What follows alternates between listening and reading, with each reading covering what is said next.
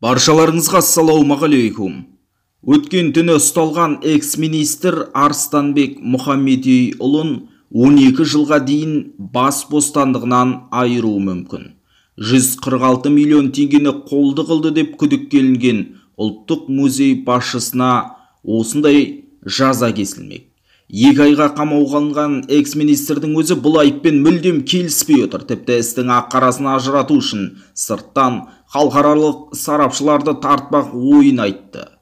Қазақстан Республикасы ұлттық музейінің лауазымды адамдарына және басқа да тұлғаларға бюджет қаражатын жымқыру белгілері бойынша 146 миллион теңге сомасында сотқа дейінгі тергеп тексеруді жүргізеді. 2022 жылғы 28 мамырда соттың санкциясымен ұлттық музей директоры Арыстанбек Мұхамедиұлына қатысты күзетпен ұстау бұлтартпау шарасы таңдалды делінген Нұр-Сұлтан қаласы бойынша сыбайлас жемқорлыққа қарсы қызмет таратқан ақпарат мәтінінде. Қалай ойлайсыз, экс-министр өзін ақтап алады ма? Әлде расында оның кінәсі бар ма? Төмендегі комментарийге міндетті түрде пікір қалдырыңыз. Каналға жазылып, қолдау білдіруді ұмытпаңыз.